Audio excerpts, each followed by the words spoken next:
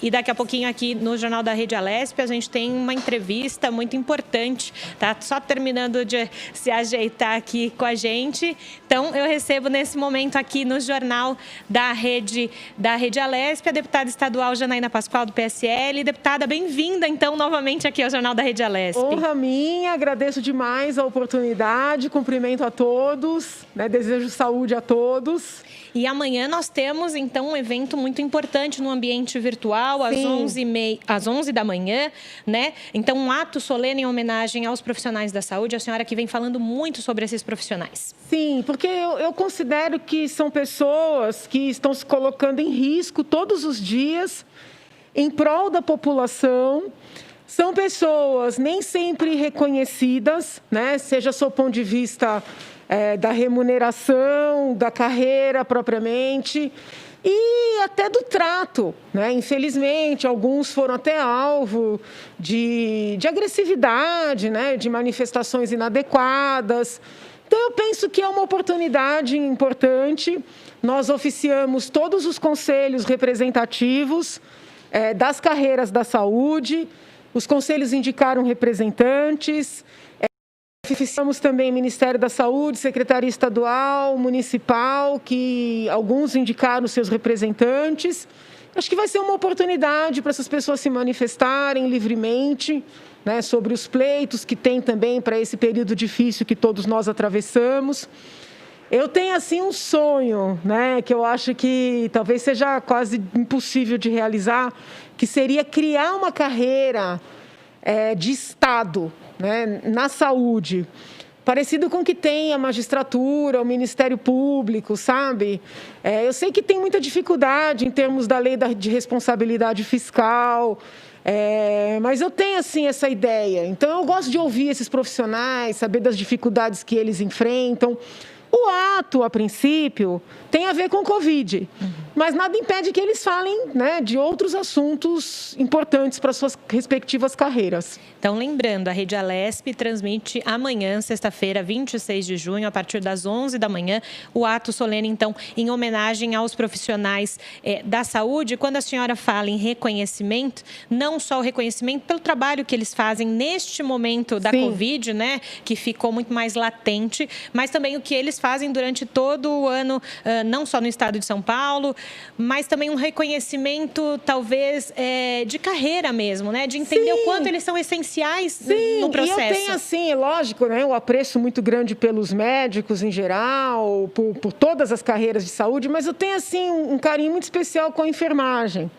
Porque são aqueles profissionais que ficam ali mais próximos, entendeu? Cuidando mesmo, né, do paciente. Eu já tive a oportunidade de acompanhar pessoas internadas e o cuidado dos enfermeiros, né? Então, é algo dos assistentes, dos técnicos também. Na condição de doente de Covid, também pude perceber a importância dos fisioterapeutas nas UTIs. Tem até um projeto em trâmite aqui na casa, tratando, né, dos fisioterapeutas nas UTIs. Então, eu acho que é uma demonstração, não pessoal só minha. Eu acredito que com esse ato, muito embora seja uma iniciativa minha, eu esteja representando a casa, né? Eu sinto que todos os deputados têm esse carinho e esse agradecimento.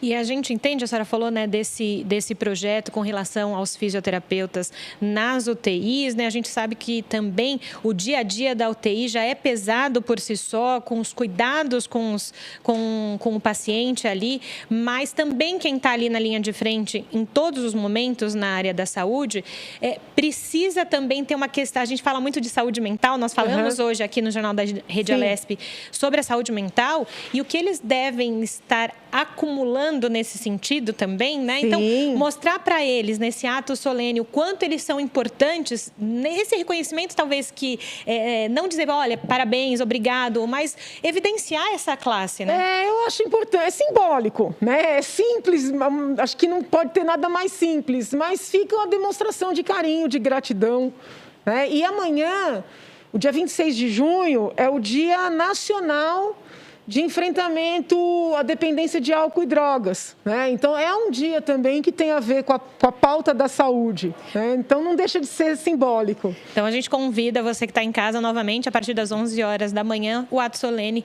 aos profissionais, em homenagem, né, aos profissionais da saúde. E a senhora tem falado muito em toda a programação da Rede Alesp sobre essas questões de saúde.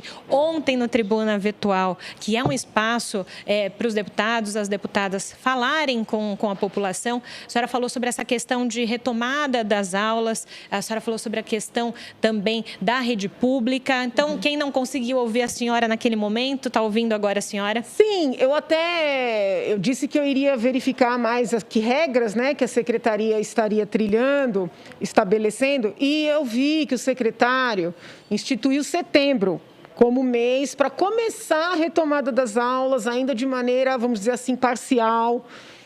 Veja, né, nada impede, se Deus me livre a situação piorar, que o secretário, o governador, voltem atrás nessa data. Mas eu imagino que eles estejam traçando esse plano porque também as crianças estão sofrendo com esse afastamento, né? Setembro me parece uma data responsável. Obviamente, quando chegar mais perto, nós vamos ter que analisar os números, né, analisar os leitos, todos esses dados que temos que olhar com cautela todos os dias. Mas eu acho que o secretário foi cuidadoso ao trabalhar com setembro, né? Algumas professoras entraram em contato comigo antes desse anúncio, estavam agoniadas, achando que as aulas voltariam em julho. Falei, olha, eu não tenho nenhuma informação, né, privilegiada, mas pelo que eu estou acompanhando, as aulas não voltam em julho, porque os números ainda estão altos, né? E eu acho que o anúncio de setembro como um plano é algo, eu vejo assim, é algo razoável. E a senhora falou sobre essa questão do crescimento dos casos que precisa ser analisados agora, né? Acabamos de sair da coletiva lá no Palácio do Governo e se falou novamente da preocupação no interior do estado, né? Que se num primeiro momento na Grande São Paulo está nesse momento estabilizado, no interior é que se tenha uma preocupação. Então é preciso analisar dia. É preciso, a doença é grave, a doença evolui rápido. Aproveito esse espaço para dizer que eu recebi com muita preocupação a notícia de que talvez já seria desmobilizado, né, um dos hospitais de campanha. Todos sabem que eu fui muito crítica da construção desses hospitais de campanha, entendia e entendo que esse dinheiro teria sido melhor aplicado nos hospitais já existentes, mas na medida em que a decisão foi levantar esses hospitais, não me parece lógico que, diante dos números no estado, nós abramos mão de uma estrutura milionária dessa. Então, me parece mais inteligente, mais coerente manter os hospitais e avaliar, trazer esses pacientes do interior para cá, entendeu? Porque é um estado só, né? Eu até tenho uma visão diferente, eu vejo assim, é um país só, né? Quando eu vi aquela agonia no Amazonas, eu cheguei a pensar, vamos trazer esse pessoal para cá, vamos cuidar. Então, eu sei que é mais difícil, mas é um estado só. Nós temos uma estrutura significativa aqui, não tem cabimento querer desmontar, sendo que os números estão aumentando. Então, nós temos que pensar em trazer esses pacientes. A regulação é uma só para o estado inteiro, né? Tem espaço ocioso, porque os deputados aqui da casa foram lá fiscalizar, né? E eu não gosto quando falam que os meus colegas invadiram. Eles não invadiram nada, eles foram fiscalizar. Então, acho que tem que manter essas estruturas e nós temos que trazer esses pacientes. E a minha abordagem, lastreada em experiências de médicos no Brasil inteiro, é de que os tratamentos têm que começar quando do aparecimento dos sintomas. Ontem, até às 11 horas da noite, eu tive a honra de participar de um debate que foi feito, né, foi organizado pelo Médicos pela Vida, e eu era a única profissional que não era da área da saúde, os demais eram todos da área da saúde, médicos do Amazonas, do Amapá, Pernambuco, Rio, vários estados da federação, e eles trouxeram suas experiências evidenciando que o divisor de águas nesses estados que têm menos estrutura do que São Paulo, foi iniciar o tratamento com medicamento quando do aparecimento dos sintomas. O secretário de Saúde esteve aqui na segunda-feira, eu questionei nesse sentido. Ele tem adotado uma postura, vamos dizer assim, mais tradicionalista, mais conservadora, não sei que adjetivo utilizar, de só dar medicamento para a pessoa internada, né? Estou falando das pessoas que dependem da rede pública, porque na rede privada os médicos estão prescrevendo, né? Então, me parece que com os números que estão acontecendo em São Paulo, já passou da hora da Secretaria Estadual fazer um protocolo, não digo obrigando, tá? Porque a gente tem que respeitar a autonomia do médico que está na ponta, mas pelo menos autorizando esses médicos a prescreverem, né? Porque os números estão aumentando, as mortes estão aumentando e a resistência, né, a medicar em São Paulo ainda é muito grande e, diante das evidências, né, me parece uma resistência inadequada, uma resistência que se apresenta como científica, mas, na verdade, é uma resistência acientífica, porque o bom cientista, ele reconhece os fatos. E nessa questão, né, o quanto antes se identificar e o quanto antes se tratar, você pode evitar, então, um maior número de vítimas fatais em todo o estado. Sim, porque o que acontece? Isso aí, se você olhar as entrevistas dos médicos que estão na ponta, você vai perceber o seguinte: os sintomas, eles aceleram muito rápido. Você está bem, daqui a pouco começa a te dar uma falta de ar insuportável, entendeu? É muito rápido. Então, a gente tem que tratar antes, para essas pessoas não evoluírem para esse quadro mais grave, para não formar os tais dos vidros foscos no pulmão, entendeu? De todos os casos que eu analisei, os textos que eu li, as entrevistas, porque eu tenho ouvido todas as entrevistas de médicos, não importa qual é a linha ideológica, né, a linha, vamos dizer assim, filosófica na medicina, eu acho que o sintoma mais característico da Covid é a perda do paladar e do olfato. Porque febre, muita doença dá, dor de cabeça, dor no corpo, indisposição, né? Muita doença dá, tosse, mas a perda do olfato e do paladar, com a característica do Covid, que é uma perda total, eu acho que ela é muito particular dessa doença. Então, eu penso o seguinte: o cidadão chegou lá na UPA, no posto de saúde, no hospital, ou seja, no equipamento público de saúde, perdeu o paladar, perdeu o olfato, já dá medicamento, entendeu? Para esse cidadão não evoluir para um quadro pior. E aqui em São Paulo, eles continuam dizendo: volta para casa e fica esperando. Eu fiquei esperando, daí tive que ser internada, entendeu? Então, assim, eu sei que as pessoas falam assim: essa mulher é um ignorante porque ela adoeceu e ela acha que o caso dela reflete o caso de todo mundo. Mas, na verdade, eu agradeço a Deus ter adoecido no começo, porque isso fez com que eu passasse por todas as etapas e eu aprofundasse ainda mais os estudos que eu já vinha fazendo e identificasse esses médicos, né, que estão tendo coragem de falar que o procedimento mais adequado seria esse. Você entende? Sim. Né? E assim, gente, nós não podemos permitir que a rede pública faça tanta diferença com relação à rede privada. Porque o paciente que tem um convênio, que tem dinheiro para pagar uma particular, uma consulta, ele tem a receita para comprar os antibióticos ou os remédios que o médico entender que são adequados. O que depende do SUS é mandado para casa e fica esperando piorar. Entendeu? Nada justifica isso. Nada justifica. Né? Porque depois a pessoa evolui, entra numa pneumonia viral, que foi o que aconteceu comigo, e a gente não sabe qual vai ser o fim da história. E o quadro se agrava, né? Nesse momento, nós ouvíamos antes da coletiva até um pneumologista falando justamente dessa questão da pneumonia viral, né? É muito rápida, entendeu? Aquelas manchas, elas crescem muito rápido no pulmão da pessoa. Então, para que correr o risco de chegar nesse ponto? Agora, além de toda a movimentação que se tem de discussão com relação à Covid-19, claro que as atenções nessas últimas semanas e nos últimos meses é com relação a isso, mas agora no começo de junho voltaram as comissões aqui na casa de modo virtual, lembrando vocês, todas as comissões acontecem de modo remoto. Na segunda-feira, como a senhora bem falou, os deputados ouviram o secretário de Estado José Henrique Germann, outros secretários também falando sobre as suas pastas, mas é um momento importante para a casa, eu queria que a senhora falasse um pouco sobre essa questão, que também vai pensando nas outras questões que vão envolvendo não só a saúde, mas a saúde ela vai perpetuando outros problemas também para a sociedade, principalmente nesse momento de crise.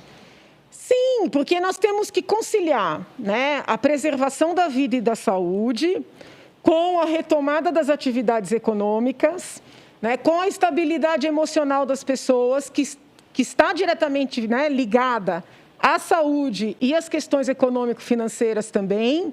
Eu acabei de sair do gabinete e tinha recebido um e-mail de uma professora de crianças com deficiência auditiva, e as crianças estão muito sofridas porque elas não estão conseguindo acompanhar as aulas pela internet. Algumas porque não têm equipamento, outras porque mesmo com equipamento tem as limitações da deficiência, né, dessa situação de crianças com essa situação especial.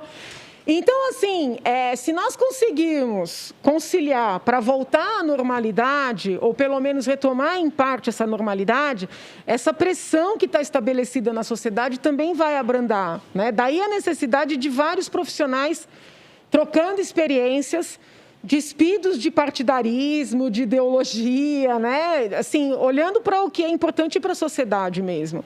Eu acho que a retomada das comissões ela é fundamental.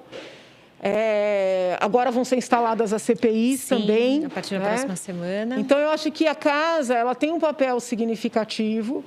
Nós trabalhamos muito durante essa pandemia, as pessoas acham que não, mas mesmo com a casa fechada, nós trabalhamos muito. Eu ouso dizer que esse trabalho pela internet, ele até favoreceu o funcionamento da casa, porque aqueles colegas que ficam distantes, eles puderam participar das sessões às segundas-feiras, às sextas-feiras. Teve uma madrugada que a gente virou, né? Situações que o trabalho aqui presencial não permitiria. Eu sou uma entusiasta da gente adotar esses instrumentos perenemente. Justamente eu ia perguntar isso para a senhora. No pós-pandemia, que a gente fala tanto de pós-pandemia, se é uma ajuda também para os trâmites da casa se unir, né? Alguns que estarão aqui na casa presencial, juntar com o modo remoto, fazer uma videoconferência. Eu sou entusiasta, tá? Eu entendo que nós poderíamos adotar essa metodologia, fazer sessões às segundas com votação, às sextas, entendeu? Favorecer a agilidade, né? Acredito que, com o passar do tempo, o aprimoramento dessas ferramentas, nós possamos economizar muito dinheiro público, né? Pensemos em Brasília. Olha o que se gasta com passagem para parlamentar e vai e volta, e estada, e apartamentos funcionais, e água e luz. Se nós estabelecêssemos, né, o normal, como sendo as votações, os debates, por meio dessas ferramentas todas, a economia seria, acho que, sem precedentes, né? Basta ver que os gastos caíram muito nesse período. Então, acho que a gente tem que abrir um pouco a cabeça, sabe? Tem que abrir a cabeça para essa novidade, né? Eu fico pensando até que ponto não foi para a gente se despir um pouco de preconceitos, né? Tudo isso que aconteceu. Entender que o caminho pode ser também nesse sentido, né? Do trabalho, não só o presencial, mas unir forças também, né? Para que um deputado federal precisa ir para Brasília? Para que um senador precisa ir para Brasília? A base dele está no seu estado. Esses encontros podem ser feitos dessa modalidade virtual. Dá para trabalhar na madrugada, de segunda a segunda, entendeu? Eu achei excelente. Agora, além disso, né, das voltas das comissões, os trabalhos remotos que são feitos aqui na Assembleia Legislativa de São Paulo, também temos o Tribuna Virtual, que nós falamos, daqui a pouco acontece o Tribuna Virtual, 14h30, quando não há comissões e não há também plenário, e é um espaço que a senhora tem usado bastante para falar com as pessoas, né, de comunicar com as pessoas. Então, eu queria que a senhora falasse um pouquinho sobre a Tribuna Virtual. Eu não perco, eu só não participo quando... Por exemplo, hoje eu consegui agendar uma videoconferência com o Dr. Dimas Covas, do Butantan, para conversar sobre a vacina, né? Eu tenho muitas dúvidas. A parceria com a empresa chinesa. Isso, eu tenho muitas dúvidas. Então, ele foi muito gentil, né? Só que ele agendou o horário exato da tribuna. Então, hoje eu não participo. Essa semana houve colégio de líderes, houve comissões. Então, assim, quando tem qualquer coisa no mesmo horário, eu não participo, mesmo tendo tribuna. Mas eu acho que é importante, né? Claro que eu respeito os colegas que decidem não participar. Cada um trabalha o seu mandato como entende que deve. Então, não é crítica, não. Mas eu fico pensando, meu Deus, né? É um instrumento de aproximação com a população, é um instrumento de prestação de contas, né? De você expor o que você pensa, as suas propostas. Então, eu acho engraçado o fato de tão poucos colegas fazerem parte da tribuna. Eu acho estranho pelo meu pensamento, pelo que eu acho que é o ideal. Eu na verdade, decidi me candidatar para ter esse espaço de fala, entendeu? Então, talvez outros colegas tenham se candidatado com outra mentalidade, aí tem a lógica. Mas o fato de eu ter a tribuna antes, tribuna real, agora tribuna virtual, eu acho precioso, entendeu? Quando eu estava sem voz e com muita tosse por causa do Covid, que eu não podia participar, eu sofria. Eu sofria, porque eu queria falar e não conseguia, né? Então, eu bato cartão. E por isso que é importante ter a senhora aqui conversando com a gente, contando, então, que amanhã temos um ato solene em homenagem aos profissionais da saúde, a partir das 11 da manhã, em ambiente virtual. A Rede Alesp transmite para você que está em casa. Porque é o que a senhora falou agora, né? É uma prestação de contas também para a população. Não, e é legal, porque às vezes a gente fala, conforme o que a gente pensa. No dia seguinte, chega um monte de e-mail, discordando, trazendo uma informação, né, que eventualmente a gente não tem. Então, as pessoas desmerecem, né? Às vezes falam, não, ninguém vê. Eu falo, gente, não é assim. As pessoas veem, as pessoas se manifestam, entendeu? Então, eu acho que é um instrumento importante de aproximação com a população, né? E às vezes, o deputado faz uma visita. Não é que não seja válida, mas aquela visita, ela tem um impacto ali em algumas pessoas. A tribuna, ela fica para a posteridade, né? Então, é uma forma de exposição também, né? Tudo que você fala fica ali registrado. Mas eu acho que é fundamental no papel de um parlamentar.